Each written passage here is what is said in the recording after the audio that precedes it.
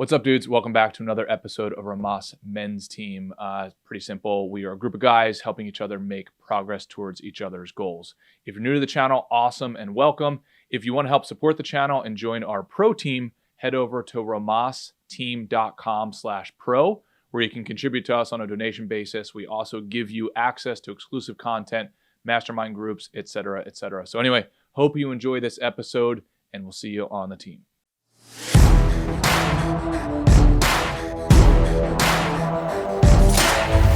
What's up, dudes? What's going on? Wes had a little something pop up, so he might be joining us later. Right now, I think it's just Lucas and Kool-Aid. What's up, bros? This is my new spot. I had to sit on the opposite side of my desk because I get washed out in the light over there. So, not the most comfortable position, but I am setting this place up. It is a little work in progress. So, what's up, Blaine? Here's what I'm thinking, because again, I'm not sure. Wes might be joining us, might not. It depends what's going on.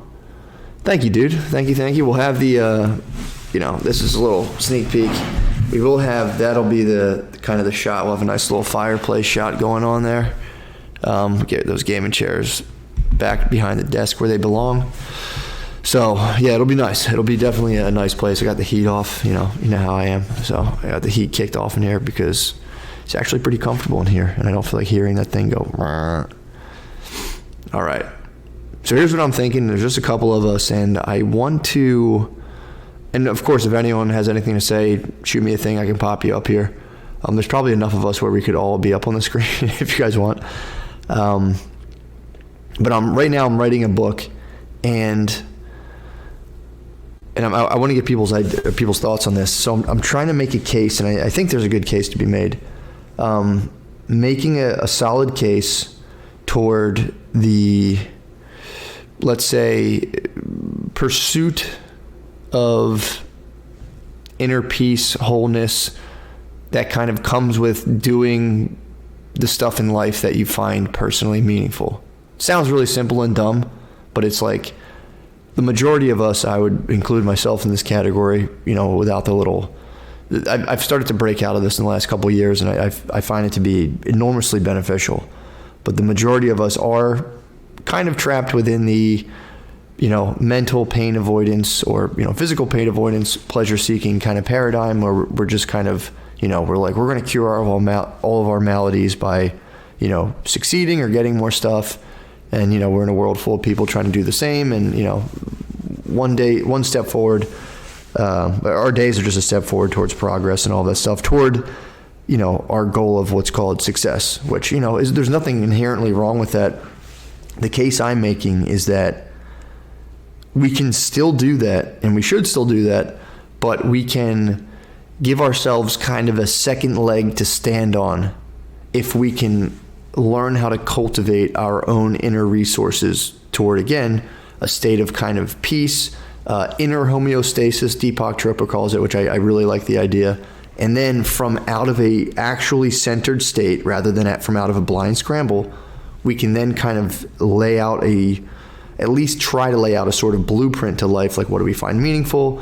How do we do that? And how do we keep ourselves in that as much as we can in a state of inner homeostasis? Basically, how do we keep ourselves what they call in your center, like where we're relaxed, blah, blah, blah.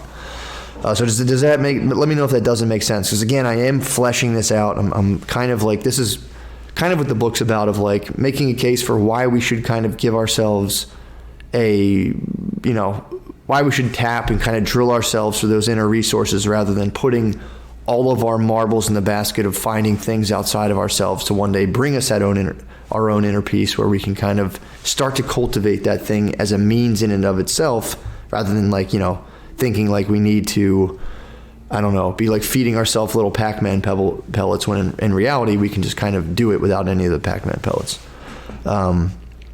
So that's kind of what I'm focusing. The book's basically focused on.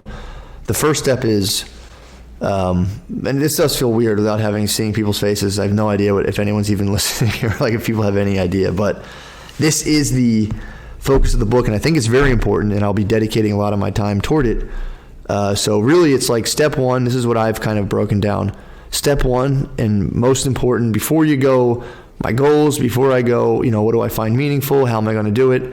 Learning how to center yourself within yourself in a calm, relaxed way, and noticing when you're not in that state and how much of your time you spend outside of a state that, again, I love the way Deepak Chopra calls it, your personal inner homeostasis.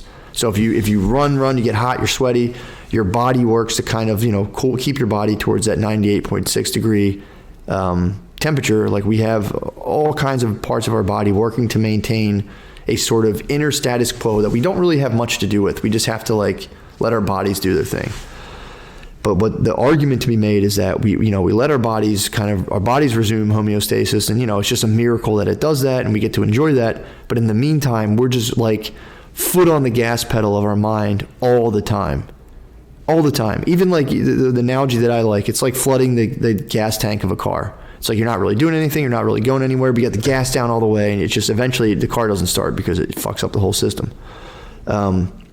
So the thing that I lay out, and this is what I personally have been practicing and working on, is before I go ahead and again, we're all in life, we all have to do things, we can't get out of that. So I'm not saying completely unplug yourself from life, but really learning how to prioritize getting yourself toward that centered state before you do anything else. Because it's again, you pop out of bed, fuck, oh, I gotta go, I'm running late because I stayed up all night fucking around. Oh, let me check my phone, hold on, I know I have 10 minutes, and you're addicted to your cell phone, which we all are. You pick it up, you look at your phone, oh, fuck, you click a bunch of shit, you're all in a tizzy, you see something you don't like in the news, and then you go to your job, and I fucking hate this place too. And then it's all right, let's set some goals. You're so fucking revved up.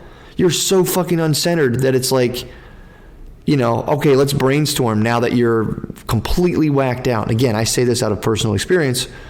Sometimes those brainstorming sessions, as productive as they may feel, because you did something, nice, I did something. When we're that revved up and we're that away from our center, it almost, even in our soberest states, can be like cokehead delusions. You know what I mean? Like coke plans. We're coming up with this business plan, but it's well, you're so jacked up and so disconnected from what's going on, because again, we're just so flustered. We're so stimulated with the 9 billion things that are just kind of literally popping up in our inbox, our emails, as people are, hey, did you hear about blah, blah, blah? We're just getting constantly just zip, zip, zip, zip, zip. So how do you learn how to, again, first center yourself in calm and awareness as much as possible, which again, the whole part that I'm really working on is we're so out of touch with that state, we don't even know it exists. But hearing about it as your natural baseline awareness, stripped from all the sensory kind of pings of your day. Can you contact that state? Step one. Again, this isn't being fuck goals. I think the goals are super, super important. This would be more of a basement level to that, so that we're not kind of acting out of desperation and kind of creating more chaos for ourselves, when in reality our intentions are good and pure, that we want to do stuff. We have all these things we want to do, but it's just so hard. When we're angry, when we're frustrated, when we're anxious, that's an altered state. So we can have the best intentions, but if we're constantly in an altered state, it makes the day-to-day kind of difficult. Then we end up going, why the fuck did I do that? That's not what it's because we don't have command, or I hate to use the word control, but we're not centered in a state of awareness that we can kind of lucidly act from, rather than just kind of a caged rabbit. So again, I'd love to bring someone on to get some ideas. I see Bland saying, looking at peers in his 30s, a lot of people have difficulty finding that meaning. Yes, and that is the second layer. I've got friends who are having identity crisis after losing careers due to COVID because they didn't have the inner peace prior. I'm in no place to provide a great idea on how to resolve it, since I struggle with the same feelings and I'm a huge part of society. Yes, and I think this is I'm reading right now about a lot of World War II stuff, and just kind of how did people interact with the world back then? What was it that gave people meaning? And it was the story I'm reading, it's called Goodbye Darkness. It's fantastic. This guy got a tremendous source of meaning in life, the author of the book, at least back then, And Matthew Bland saying, stop talking about me. It's like, dude, I swear to God, I think everybody deals with this, and this is the thing of our time. Like what I was saying, in World War II, you know, you had your dad would like be dying from his like unaddressed World War I injury, and he'd grip your arm. This happened in the book kind of as he's dying, and like, you know, more or less the guy said, without words, said like, avenge me, go take it to the fucking Jerry's, because, you know, Hitler was acting up, and they're like, go get those motherfucking Germans in there. This is what you were here on earth to do, was to fight some other country because they fucked my arm up, and those motherfuckers. And this guy would be like, yes, dude, I'm joining the military right now. I'm going to go over there, and the military would be like, well, you're going to go fight Japan, actually. And you're like, okay, fuck, I mean, I was sent here to avenge the Germans. That was my whole life purpose. But people found a tremendous source of meaning by just being like basically a cowboy, just kind of like, you know, I'll do whatever it takes. I'll fucking die for this shit. And that like unquestioning, unflinching bravado was what provided people a ton of meaning and kind of got people through life. And now we're in a space in, you know, a more modern time where like everything like that seems kind of laughable and ridiculous. So does this, so does religion, so everything that gave people meaning seems, for the most part, again, it's not like a 100% thing, but a lot of these things have become kind of hazy and like, why would I even do this? So that, you know, people in World War II had to deal with, you know, the stench of dead bodies, machine gun bullets flying at you. World War I, you know, similar with less technology, and on and back and back and back you go. It's like, you know, this was Spear's disease. It was just all the way to the terrifying tangle of nature. So we've moved so far out of that, even to a point where we've become even more civilized than previous civilizations, of where we're like, yeah, why are we fighting these countries? What's going on? Is it actually worth dying for that? What the fuck's happening? So the thing that's plaguing us, in my opinion, this is kind of a long ramble, but it's like the question, what's the point? That wasn't really, in my opinion, that wasn't asked by so many people. You'd have people in like, you know, I guess like, I mean, I guess it was, but it's like, it seems to be kind of baked into us on a widespread scale culturally now. And that is like Gunther, instead of mustard gas, it's shitty TikTok videos, and being like, you know, rather than like, fuck, it's just like, and that's kind of, again, maybe I'm just projecting, but I get a sense like that's a very, very widespread thing that people have to deal with. What's the point? What's the point? What's the point? Meaning breaks down, and in my opinion, people kind of just resort to pleasure seeking and, you know, the avoidance of mental or physical pain or discomfort. And then it's like, well, how do I get more pleasure? From success. And it's like, all right, I need to be successful. And, you know, and then it enters all that stuff. Let me see. I believe Germany was the immigrant fatherland for Americans prior to the wars. I like the bit Shane did about how we were pronouncing Berlin like short BBR, big line. Okay, yeah, I didn't see that. Yeah, but to your point, yeah, it's yeah, like exactly. People are all coming from there, and then, you know, it's just kind of ridiculous. But my overarching point, before I get kind of too lost in the sauce of all the World War II Germany stuff, is that we're kind of in a strange no man's land that seems to be increasing. I feel like the lack of meaning seems to be getting worse and worse and worse and worse. You know, it's not like if you go from World War II, as fucked up as that time was, to now, I feel like people have less of a point in life, and it's just ever increasing to the point where, again, you're just watching you're just scrolling your phone, watching these weird TikToks that you're kind of addicted to that you don't realize why. And it's like just videos of like a dude in a horse head, like eating a ping pong ball, and you're like, why the fuck am I looking at it? Then you're like, next one, you know, and it's like, it's a weird turn of events. And in the book Hello Darkness, the guy talks about that, how like after World War II, they had to like come back and then confront just like what he described as kind of like a total loss of values and direction. So they're like, we thought we were defending like the greatest thing ever. And not like they were looking at it like these valueless motherfuckers. They were like, they felt like that too. They're like, yeah, why the fuck did we do that again? That was crazy. So again, without getting too lost in that, the point I'm making and the thing I'm trying to write is basically slow it down at first, go straight. None of us want to stop. We're all making our little progress. I want to get to the next level, and it's like, I'm the same way. It's like when I'm telling myself like slow down, it's like when my dog's walking on a leash and I'm like, yo, stop, and he's like, it's like, I don't want to fucking stop. But I've found tremendous value personally, and like, you know, this is kind of my point in terms of like, I guess, whatever I'm trying to say, but it's like, how do you kind of slow yourself down without completely detaching yourself from like all the things that you're doing, you have going on? And again, it's entirely possible. It's like, so the first step, just in order, again, if you're like, again, and none of this is prepared, this is a bit of a ramble, but my point is, like, if you're on the path toward progress, toward, you know, making your life better, which again, good, that's a fantastic thing. It's just by going within and prioritizing that in a daily structured way, just like you do with your work schedule and all that stuff, it only makes all of the other stuff 10 times easier. So that's kind of like this is something I started doing on Saturdays. I wake up and I only tried it for the whole day. I'm aware of what's going on. I'm participating in all this stuff because it's just family time. I'm hanging out with my wife, hanging out with my kid.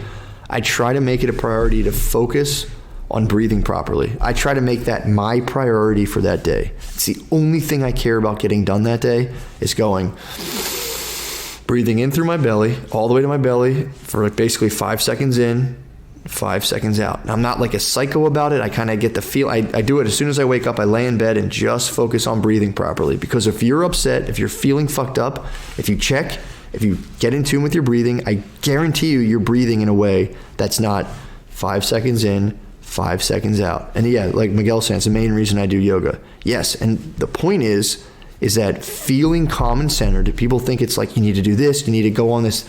All you have to do is breathe properly. That's why it always vexed me in all the meditation stuff.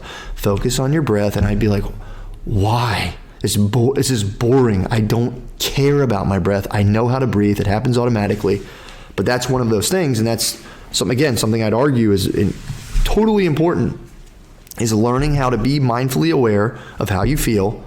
And again, the more you're pulling yourself into your center, the more you notice when you're out of center and you go, why am I spazzing? And is this inner spaz justified? I just had a situation here at this place, I think it was Monday or Tuesday. I think it was Tuesday. Monday. I don't know, Monday or Wednesday, whenever it happened. I had a Comcast package sent here. And like, you know, this is a big apartment complex. I have no idea where the mailroom is. So I'm just walking around trying to find this package. I got to ask all these people. And then I'm asking people, they're telling me like the mail situation here sucks. And I noticed myself, I can't find this package. I'm so fucking tense. I'm just like, I should have this right now. And I'm doing all my usual bullshit. Where is this fucking thing? And I'm like walking around, and like finally I see the leasing guy. And I'm like, hey, like luckily again, I'd been working a lot at not kind of spazzing and centering myself as well as I can. So I try one place, I try this other building, all to no avail. I go back to the leasing guy and I go, hey man, I cannot find this package for the life of me. And like, I genuinely, not to be a dick, I'm genuinely confused why it's this complicated. And the dude just like, it's funny, you know, because again, that feeling of like, oh, fuck, I'm stressed. It's like, dude, everybody else feels like that all the time. For the most part, like the overwhelming majority of people, I should say, feel like that for the most part. So by learning how to kind of take yourself out of that, and like, again, I was like, dude, it's just a Comcast box. There's a way to figure this out. You might not get it today, and that's okay. Again, my mind's, it's just like, just focus on how you're breathing. Belly breaths, you know, it's like you can do it inconspicuously. Just kind of like, as I'm walking around, I'm just breathing. I'm pissed off. I'm like, this shouldn't fucking happen today. I want to get other stuff done. I should have spent a whole day looking for a package. All that shit going through my head. My breathing's ramping up. I'm just calming my breathing. So when I finally get face to face with a leasing guy, I'm like, hey man, Wes is here. I was like, I can't find this package. It should be easier than this. And the dude just goes, the look comes over his face was literally like what I was like 5 minutes ago. What up, Wes?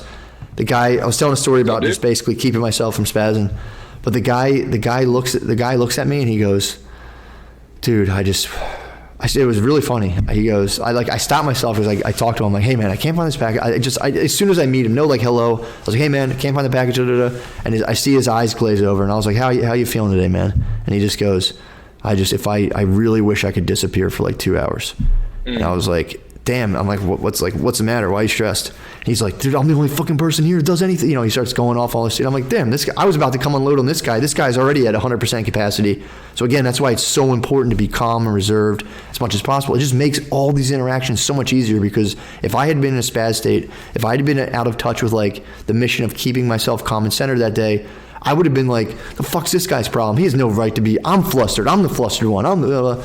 So instead, I like sat down and talked to this guy, and I was like, I'm like, yeah, I get it. This is a lot, because I did see him in the package. He was like going to all these different rooms that I was in, just doing all these different jobs. So like, I was like, yeah, this is true. This guy's like they're making him do all this other shit. So long story short, I just go, hey man, it's all right. Like, we'll find the package. Don't worry. This guy relaxes, goes, hold on a second, types a thing in a keyboard. Boom. He goes, here's your number. Type this in. I get my package instantly. It was crazy. So that was the kind of Wes. I was basically talking about how important it is to be able to center yourself. There's the goal setting. There's like, where are my values? But it's like, in my opinion, this is the thing I'm working on personally. A lot of that stuff can be unconsciously turned into chaos if you don't prioritize learning how to center yourself or returning yourself to like an inner homeostasis. If you don't know what that looks like and know how to base yourself out of that. So that's kind of, I was rambling until you got here. Speaking like works Wes. Well, I got something in terms of like meditative moment too, as well, if you don't mind me sharing. Sure. Okay, so for the guys who don't know, I don't know if anybody knows gynecomastia. So I got gynecomastia surgery like 10 weeks ago now, and it's basically where they remove fibrous tissue from like under your nipples, so that like my next bodybuilding competition, it doesn't show up, and hopefully I can get first place. So that's kind of a level set for everybody. I'm sure like Gunther and Kaizen or whoever does weightlifting knows of what that is. Anyway, there was like now 10 weeks into like there's a little like there might be like a borderline infection, it seems like, potentially. So I just wanted to check on it, like, and I did start working out again, so maybe some underlying tissue kind of tore or something like that. So it started to get a little puffy, and like stuff started leaking out of it last night.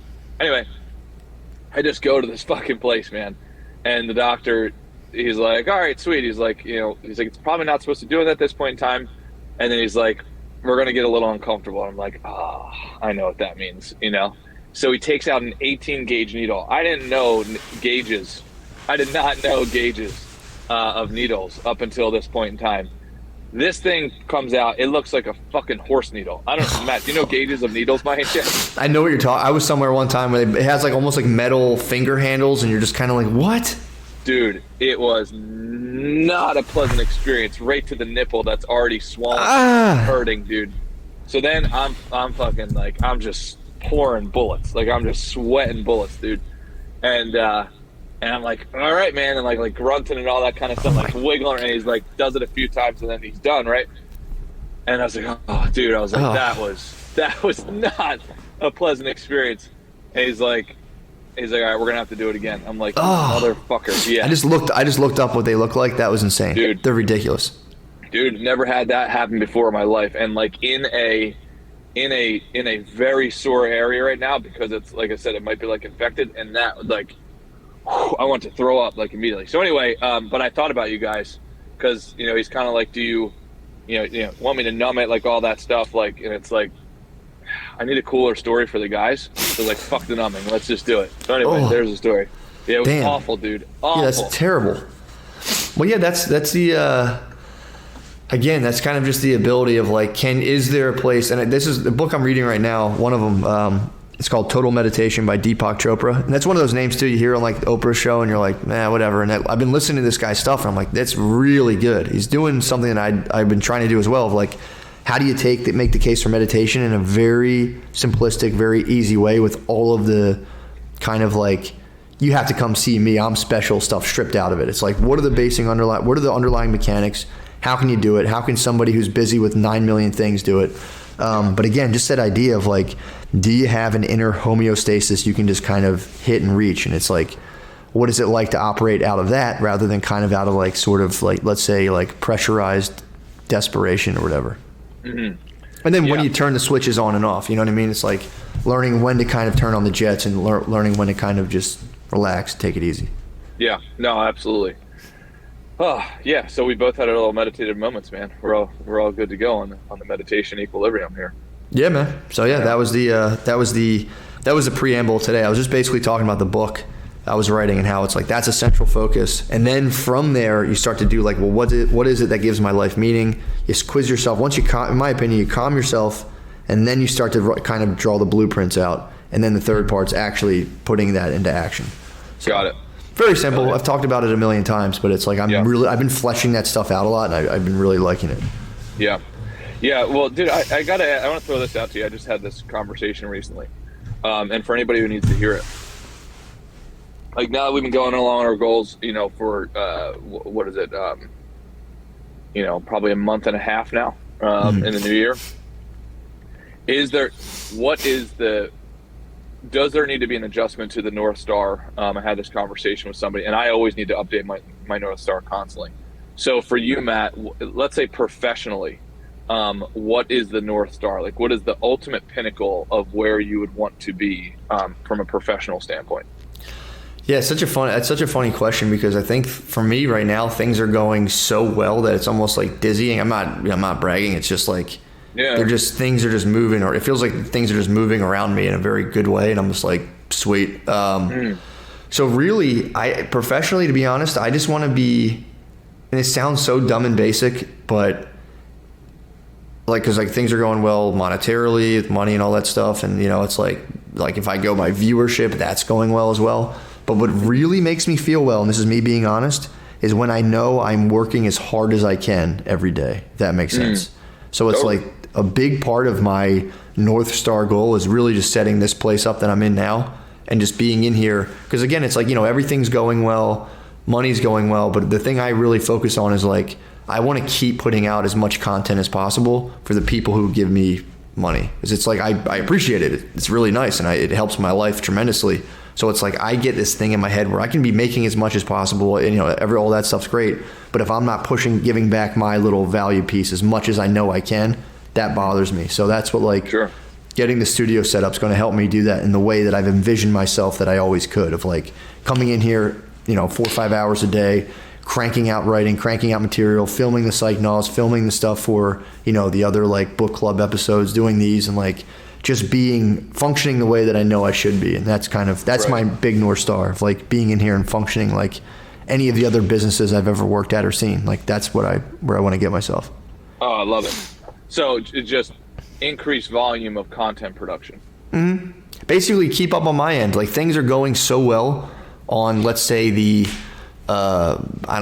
patron or customer base that I'm like, all right, this is almost unjustified. Let's crank up the volume on what I'm putting out, because, maybe it's just my weird Irish guilt, but it's like, I need to do more. This is too much, and I need to give back. Yeah. Well, I guess Jordan Peterson would say you're high on the conscientiousness scale. I actually scored low, but I think that's been very low. Weirdly, I'm high. I'm fueled by neuroticism. So it's more like it's all about to come crumbling down, But again, in terms of I am mentally, but in terms of like practical application, I have a tendency to fizzle out or just not be, let's say, consistent. So interesting. Yeah, I guess the word that stuck out for me most was because you said you feel guilt. True. But maybe that's not guilt of work effort. That's guilt of sort of like service to others because you're already on the hook of it. Maybe that's like slightly different than conscientiousness. Yeah, and I might just be misrepresenting it, because I'm not like in a tizzy about it, but I'm kind of like, let's go, let's fire this up. I know I can be just doing and operating at a higher level. That's all. So it's like, let's go. And I finally have like the infrastructure. I have an office. I have a place I can go and just completely be at work, rather than like my dogs are barking. I can just be like, boom, I'm zeroed in. I'm focused. Let's go. Oh yeah. Yeah. So and that's really, I'm telling you, man, that's genuinely what drives me now. If I were to run out of money would be my primary focus. So it's like, that's why like I don't want to sound like overly sappy or like, that's all I care about. But I'm being 100% honest. It's like, yeah, man, that stuff's all going well. And, business wise, it was like, I want to kind of enter some new lines of income, which are coming in, which is awesome. And it's like, all right, well, let me also keep the crux of the operation going, which again, the reason I get out of bed and do what I do is because I really, really like giving people content that just makes them feel better, whether it's entertaining them or trying to give them sort of insights that I find meaningful. So it's like just dialing that up all the way on my end and, sticking to it. So. Love it, dude. That's awesome. Good shit. How about yourself? But yeah, dude, I'm telling you, the fact that I have this space, and you can't experience it till you actually do it. I've been like energized. It's weird, dude. It's not like nervous energy. I'm just on a million because it's like the environment plays a humongous role, dude. It's crazy.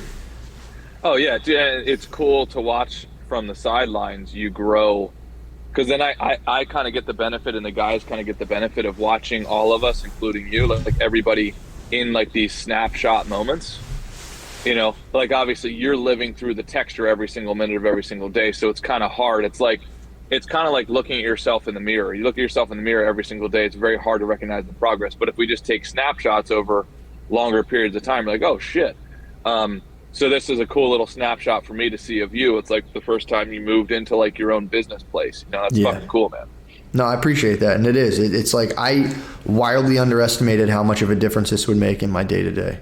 Because there's like there's just an incentive. It's like, dude, like it would be ridiculous of me now to waste all the money and not use this place. And where people would think like, oh, that's a waste. I got to clutch to my pennies. It's like, nah, this is money well spent in my opinion, because it's like, if I don't get stuff done, it's not just like, I'll get it later. It's like, I'm fucking up now because I'm not using the space that I'm renting. I need to use it. I need to like make this worthwhile and, you know, translate into all this other stuff. So. Hell yeah, dude. I'm pumped for you, bud. So what's I mean, look, there's a reason that businesses have a location. Yeah. You know, like there's a reason for that. Yeah. It's just as you grow along, there's so many justifications for not doing it that we tend to shy away from it. You know, but that filters most of the I don't want to say weaker players. It filters out a lot of the non-serious players. Yeah. You know, you're going to run into very few multimillionaires who run their business out of their house. And I'm not saying it's not possible, but it's very, very few. No, that makes sense. It's too much. It's too distracting. It's like there's like, and it also too, it's like there's something to like leaving your workspace and then being like, oh, I'm in my home, relaxed kind of home space where I do home stuff. It's like when you blur the lines, it's like it's just stressful and it's kind of weird. Yeah. And that's what I think a lot of people are doing right now, which kind of stinks. But like, yeah, man. I mean, I don't know. It's but that is really the North Star right now for me is like, get this stuff done, get the studio in here set up, which again, we're making a ton of progress, and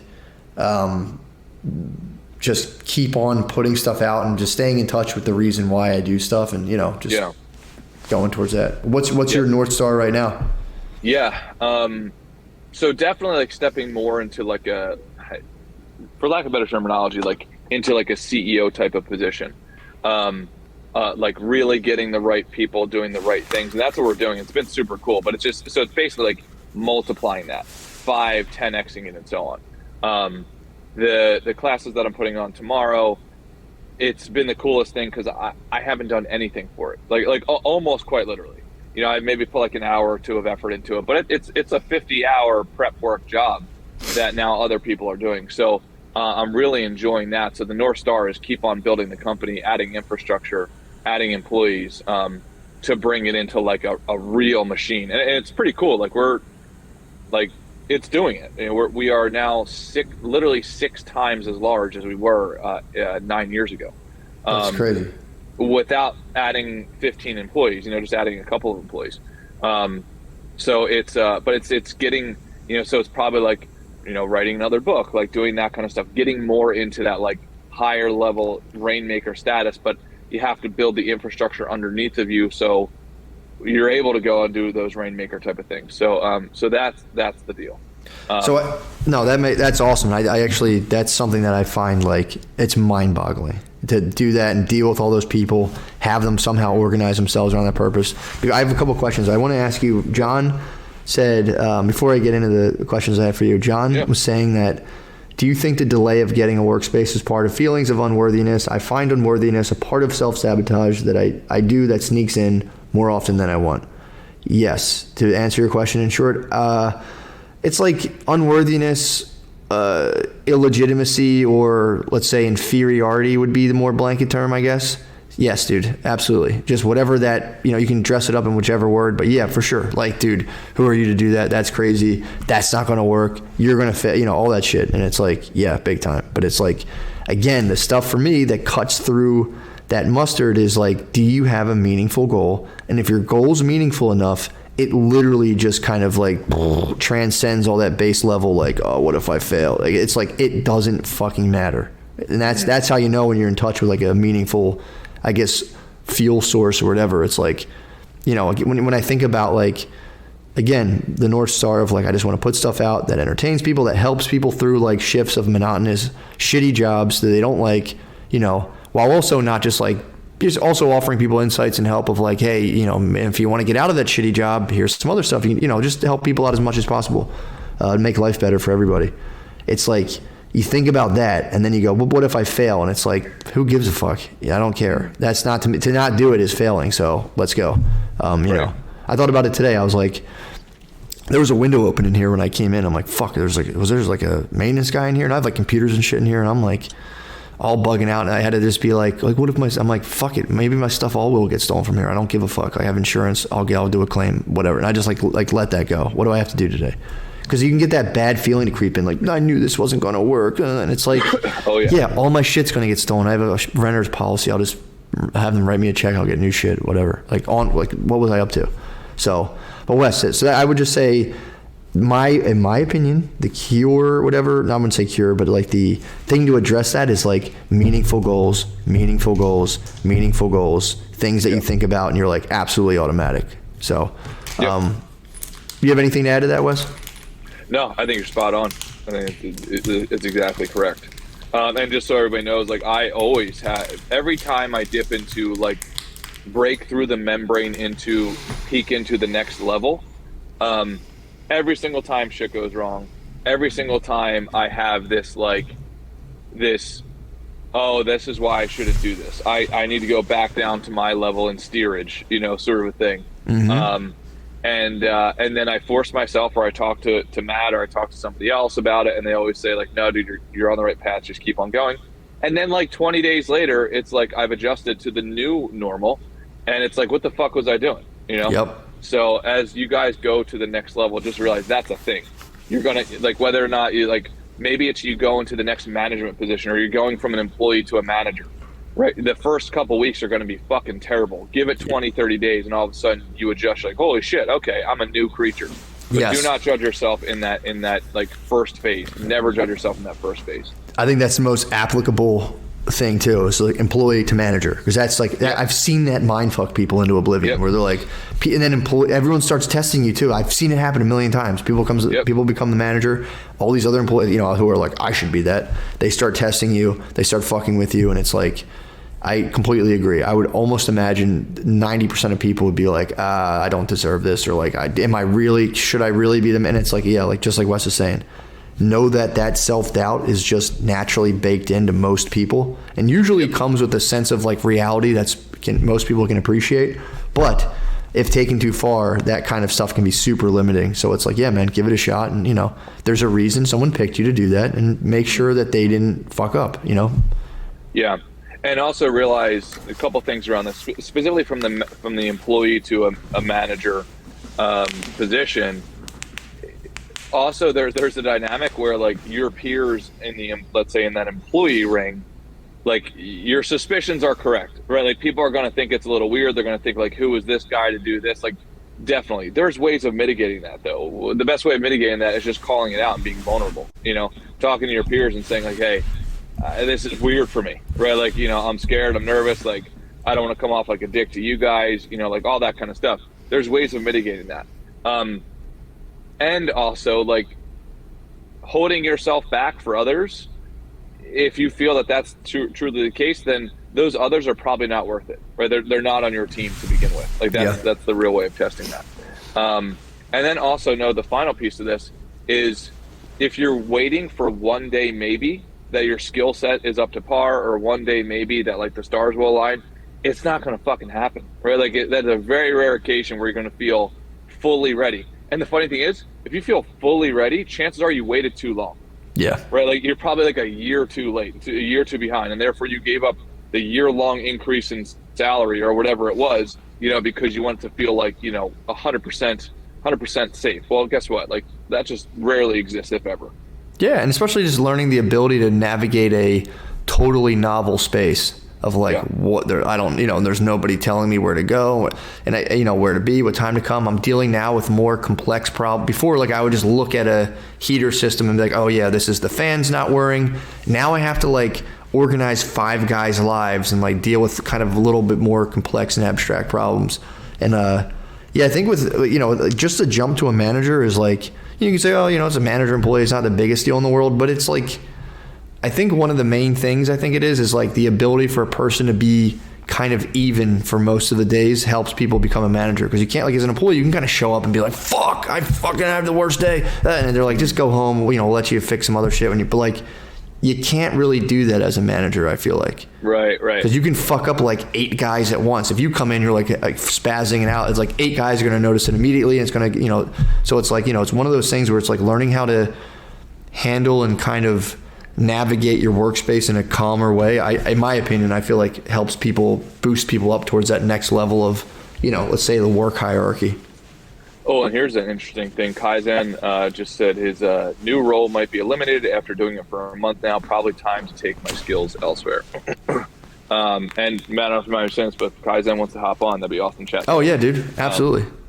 But I think, yeah. Would you say that there is a correlate? I'm inviting Kaizen right now. Would you say there's a direct correlation between people who complain at work and people who don't get promoted? Oh, dude. Absolutely. Because it's not like the complaining just sits in a vacuum and stays there. It's like the complaining is a symptom of probably their shitty attitude, their shitty work ability, their shitty production, their shitty value creation. Now, don't get me wrong. There's a certain percentage of probably a small percent of the pie could be that it's a situation worth complaining about. Sure. But like, if you're complaining for more than 10 minutes about your situation, it's like, now it's on you, like that sort of thing. Yes.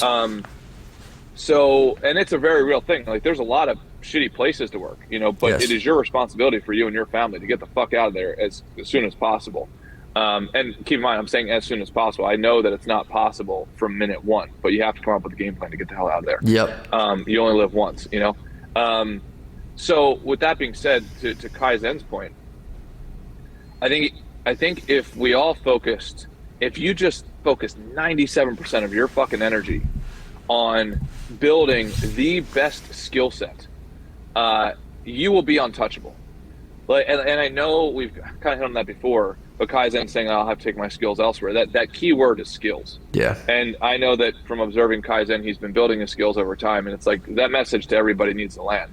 Like, you need to be building your skills, and honestly, oftentimes that means putting in hours after you're off the clock, where it's like pure skill development. Very, very, very, very important. I cannot stress enough. It makes you untouchable. A lot of people talk about fuck you money. I think of it like fuck you skills. Like, have the amount of skills where you're so good that you can go to whatever team you want to, basically, in your space. Yeah. And if you don't, then you're taking a massive risk. Every single interaction you will just ooze a lack of confidence if you don't have skills. Right? Like, every time your boss calls you, you're going to get nervous because like, oh my God, I hope he doesn't hate me for the last project I submitted. Like, stuff like that. But if you are an A+ player and you're an A+ player, dude, it makes you untouchable. It makes you untouchable psychologically. It makes you untouchable in the marketplace. It just makes you untouchable. And that's exactly where you want to be. Yeah, that's one of those things that's like, it just goes across any sort of place at work. It doesn't matter where you're at. You know what I mean? It's like, I've seen it with like just working for like different contractors in construction, doing like electrical. There was always the dude, everyone knew who the best guy was there. And it's like, then there was like, it would go down rung to rung. And it's like the dudes who went out and could do a job efficiently and make money had better days. They got to pick what they wanted to do. They got to pick who got to come with them. They just had a better job. And it wasn't arbitrary. It's because they were the best person at that company who made the owner the most money. So they got preferential treatment because of that. Now there is also, like you were saying, there's plenty of places that are kind of like, maybe it's just because it's their nephew and there's nepotism, and those places start to kind of like, they'll eventually kind of start to go downwards. But it's like, when you're going to another job, that's a good question to ask yourself. Like, am I taking my skills elsewhere, or am I taking my need for money and dependence on a company elsewhere? And it's like, that's a great way of looking at it. Yeah. And there's a lot of people that they're just like, I need a job, I need money. It's like, well, what are you going to do? It's like, and it's totally fine. It's not a judgmental thing. It's like, it'll only make your life better. And that's like, typically where it gets lost in translation. It's like, I have this job, I hate it, I'm stressed, therefore I need to reward myself for working so hard at a place I don't like by pleasurable activities. And it's like, that's going to continue that cycle of having to show up to that place that you hate, though. Whereas, like you were saying, Wes, if you can start to put the same passion and love into like learning how to code, learning how to do this with the idea, with the, not even the idea, with the knowledge that like this is going to make my life so much better, and put that like after hours effort into like learning how to code, learning an actual marketable skill rather than like this job sucks, I'm going to get drunk and complain about how this job sucks and go back to this job because I need more money because I spend it all on alcohol, and then go back to the, it's like, it's such a vicious cycle, man. And it's like, again, no judgment. If there's people who I think really like just kind of like, you do that, you show up, you get your pay, you go socialize, and that. I've met guys that like that, and it seems like that's just kind of their way of going. Fair enough. But I've seen people who like genuinely that eats at them. And it's like, all right, well now it's time to bust some moves, man. Oh yeah, totally, dude. I can tell you, and you can do this at all levels. You can do it if you own your own business. You can do it if you don't own your own business. And it's done at the highest levels. I can tell you, back east, in New York, this is how crazy. This is how bad most people are at what they do. So it was a $350 million project, right? Yep. The people who were leading the project, you think would be completely competent. They were wrong by $100 million, right? Just to put it in perspective, like Jesus. And these are at the highest levels, right? Like A+ players. But then the project got off course, and they brought in a killer. They're like, we need to bring this girl in from a different country, right? Because we heard that she is the best within our organization to get this job done. Bring her in, super sweetheart, funny enough, but you could tell from day one that she was just a master of her craft. She looks at the project, all the executives are sitting down, and they're telling, now she's lower than them on the rank, but this is what happens when you're highly skilled. Yeah. It's like, I don't give a fuck about rank. Rank does not matter, right? We're talking about mechanics. Like rank does not change gravity. Yep. This is how she sort of displayed herself. It was beautiful. So they're like, all right, we're going to do this, and this. And these are executives who get paid millions a year. And then she's probably make decent money, but not millions. And they're like, what do you think about this? And she's like, it's not going to work. And they're like, well, what do you mean? And she's like, and literally one of the executives was like, well, damn it, Siri. The executive was like, well, you have to make it work. She's like, well, you're going to have to find somebody else then, because this is not workable, right? Like, it's not going to work, and no matter me or anybody else, and here's why. Boom, boom, boom, boom, boom, boom, boom. Yep. Right? She's a project manager.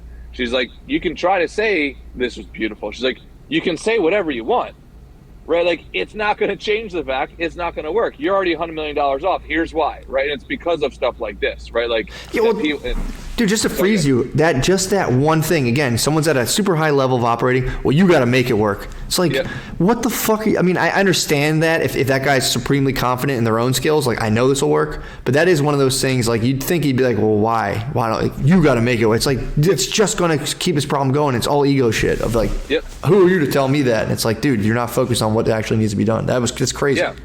Yeah, and the thing is, she had fuck you skills, right? It was like, okay, like, you can speak at me all you want, but like, I know what I'm doing. I've run 50 different projects. I know exactly the patterns, and you're wrong, respectfully. And if you're going to stroke your ego and fire me, then okay, I'll just go to the competitive bank and I'll enhance their systems, right?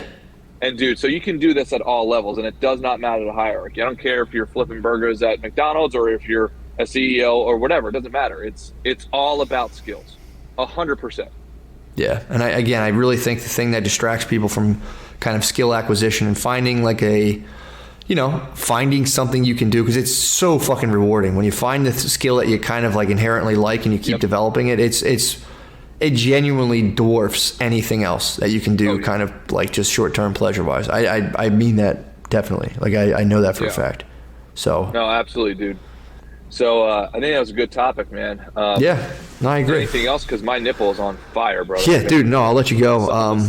To catch people up on the week, I got a lot done in terms of setting the studio up. I'll give you guys just a real quick little workspace.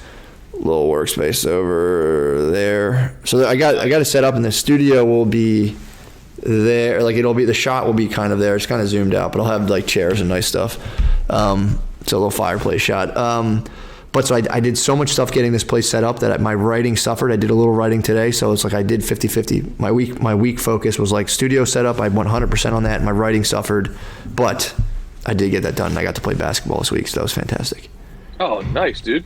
Yeah. Hell yeah. Dude, I love it, dude. Congratulations on that. Absolutely. Wes, what do you got? For me, it's been full focus on the presentation tomorrow. So I've got a class running tomorrow for 5 hours, and then the next week for 5 hours. And dudes, it's just one of those things. It's like, first time I'm doing it out here. We'll see how it goes. I'm sure a bunch of shit's gonna break. Like last night, I went to do a tech check, and the guy who was supposed to let me in didn't show up. Like, just straight up didn't show up. It's just like shit like that, right? But again, it's that membrane pulling you, like getting stuck and trying to pull you back down. And it's like, you figure it the fuck out, right? Like, if other people have done it, I can fucking do it, and you can fucking do it. It's just like, keep on going through.